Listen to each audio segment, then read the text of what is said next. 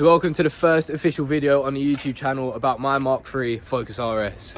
I suppose the majority of you guys aren't new around here and you've probably come over from the TikTok, but on this channel we're going to be doing a bit more in-depth and basically just expand on everything that we post on the TikTok and post some exclusives here as well. And the parts we're going to be installing today are the carbon rear diffuser, and if we walk round to the front we're also going to be installing fog light surrounds and the number plate panel. I have taken the liberty of test fitting the forged carbon headlight washer caps, but they're nothing too crazy. They're just plug and play. You can pull these off as shown and they just clip straight on. So let's get to it. We're going to get the car on jacks or potentially just ramps, as it's safe either way, and then we'll attack the rear diffuser, as the front parts are a lot easier at first. Just as I was heading through and before I grabbed the ramps, I thought it'd be worth to show you some of the products we'll be fitting. As you can see, this is all real forged carbon. It weighs next to nothing. And we have the front number plate panel, fog light surrounds, and the very special rear diffuser. And majority of this is going to be super easy to fit. So once again, like I said, let me get the ramps and I'll head back out the front, get the car up, and we can start cracking on. So car's on the ramps, well partially. Let's start it, hear the cold start and move it back, just so we have a bit more space, as this is extra tight, as you know.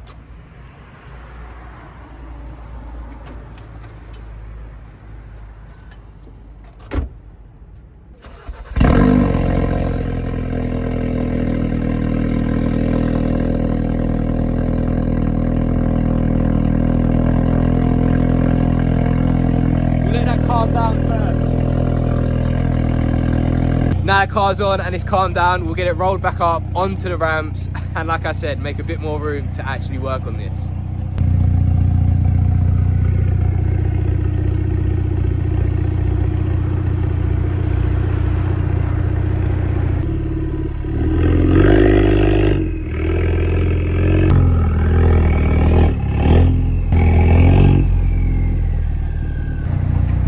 Look at that, that is so much better. We now can even fit our whole bodies underneath the car, so this is going to make it much easier to remove the diffuser and get the new one on.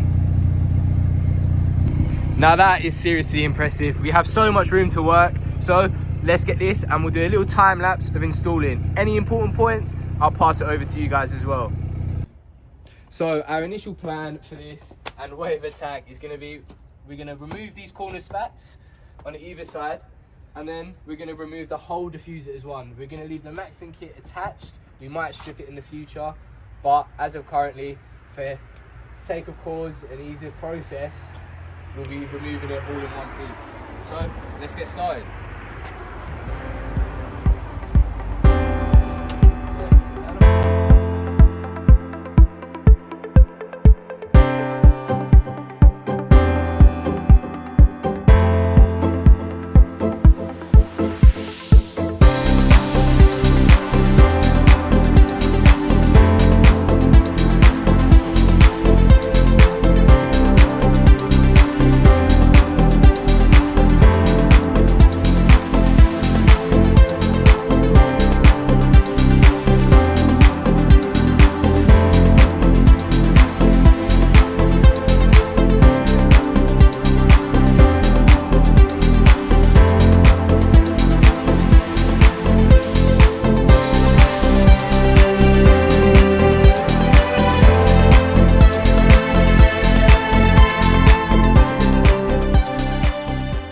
So we have indeed cut out a little bit from the shot, as this was a real pain.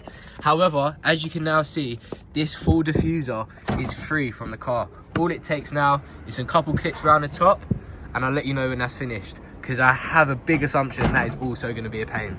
So as you can see, we've made a lot of progress on removing the rear diffuser, and I'm glad we are, because just like this, it doesn't look great at all. So all we've done, there's a few plastic little clips underneath that have removed the heat shield from the diffuser, or vice versa, and then all you have to do is pry them away. Unfortunately, all the clips do break, as you can see here, but maybe plastic welding or some replacement clips will be able to fix that if this does need to go back on. So all we have to do is pry the rest away, just like this. They do move away just like butter, and then we can do as simple as putting a new diffuser on eventually. just like that. Now, have you ever seen a Mark III RS with no diffuser? Look at that. That is very, very strange. But as you can see, we're getting there. The diffuser's off, and now it's time for the carbon one. Next step is to remove this fog light, but we'll get that done and show you, because I'm gonna have to remove this heat shield, which, as you can see here, is just held on by a few screw-in clips, and then this can unplug, and then we can marry up the new diffuser. So I've just spent the last 15 minutes removing the fog light, screws, and the heat shield, and now this should be free.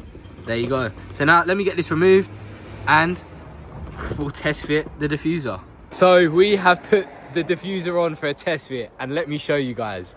Now that is seriously aggressive, and that's only part one of 2 parts of this diffuser. So if we compare the RSs together, you can see how much more aggressive this really is.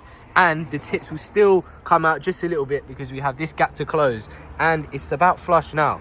So this is gonna look really special when it's fully complete. But now we're gonna head inside, get part 2 added to the underside of the diffuser, and then we can come out and put it all together once again. So for the sake of the video, I'll show you just how tight it really is working under here. So to remove the heat shield, you've got 1, 2, 3, 4, 5, and these just hold it in. They're just screws, and they hold into these little clips. But what I have done, I've removed this and I've routed the fog light. If we move just underneath, all the way up there, just cable tied it to the thing, because then it won't dangle, and then you won't get a error code every time you put the fog light on. So it still works, it's up there. And then there's actually a brake light connection for the new diffuser that I'll add onto the brake light wiring, so eventually that will function as a brake light and a bit more of a cool rain light. But now we're going to quickly tidy up, head inside, get the 2-piece together, come out and fit it to the car. So once that's done, I'll show you guys the product. And here it is. It's almost complete. We just need some slightly longer bolts to push these together so it's nice and flush along. But as you can see, the fitment on this for carbon is near enough perfect. Like, we have a tiny little gap here, but once that marries up and this is all together, that will minimize. And all I can say is this really looks great. Absolutely fantastic. So we use 30mm bolts with 10mm heads all the way around with nuts, locking nuts, so this shouldn't be going anywhere, and it looks really, really sturdy, and you really have to see this in person to appreciate it. But of course, once we've got them in, I'll come back, get it off the ramp and show you properly.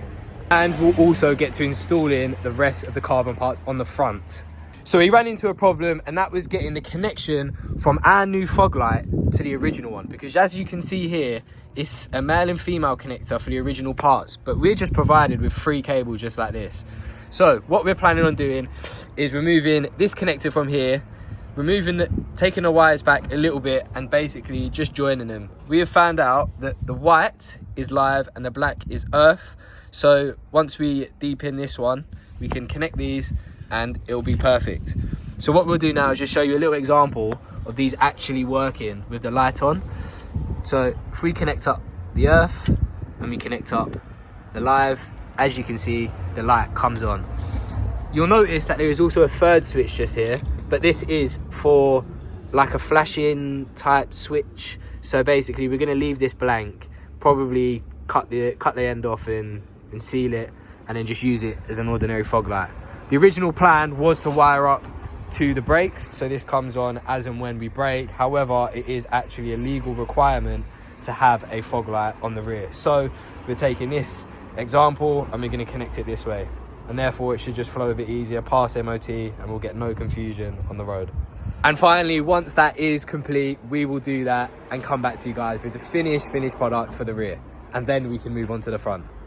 So we've gone forward about an hour and a half, and we have finally completed it. And as you can see, the rear rally light is working. So what we had to do was splice the original wires and connect it to the original Ford connector.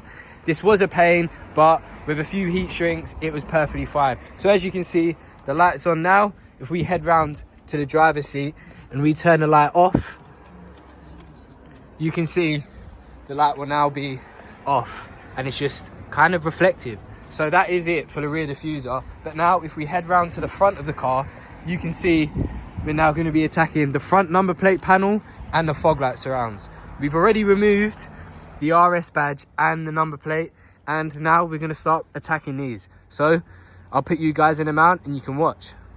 Now the rear of the car is complete, it's time to attack the front. And these are the parts we have left. I already took the liberty of applying the headlight washer caps off camera, and that was just a test fitment, and they fit great. So what we'll do, we'll take all of this outside and we'll get it fitted. We've left this to the end of the video as this is the easiest part. This is going to take next to no time and it's going to have a very big improvement. So little effort, big improvement, and that's a win-win round here. This front number plate panel is going to go on nice and simple. All we've done is apply some 3M tape because we didn't opt for the one that replaces, as that's a bumper off job and that's a bit more hassle than we wanted. So we've gone for the full forged carbon number plate panel. So we'll remove all this 3M tape and just get it stuck on. So now we've took all that tape off, we can just apply this straight over the top and hopefully it's a snug fit.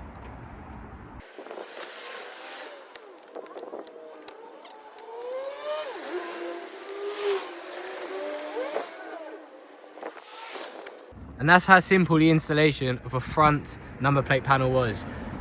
Probably could have opted to get the one that replaced it completely, but that's on nice and snug. It's time to get the fog light surrounds done. So these simply pull out and push on, just like the rest. So I've already done this one. Now let's try and install it. We've now successfully got this side in. However, the other side's not as easy. So for some unknown reason, it's carbon, isn't it? It's never straightforward. So quick update, we'll be back when that's finished. And we have now also successfully got the other side in. These were actually almost as much of a pain as the rear diffuser because the tabs on them are so thick and they just don't want to marry up. So therefore we had to trim some off and it's basically perfect now. So that's it. That's the front done. And if we head round to the back, that is also the rear done. And I'll probably finish today with a bit of a clean on the car because if we look here, it's absolutely rotten. But that's all we've got time for in today's video. We will be coming back with the front splitter in forged carbon as well to install that at a later point. But if you guys enjoyed today's video, it's the first full YouTube video. Make sure you drop me a like, hit subscribe and comment down below what you think of these forged carbon pieces. Do you like them? And if you don't, tell me why. But as always, and like we say on the TikTok, until the next one, drive safe.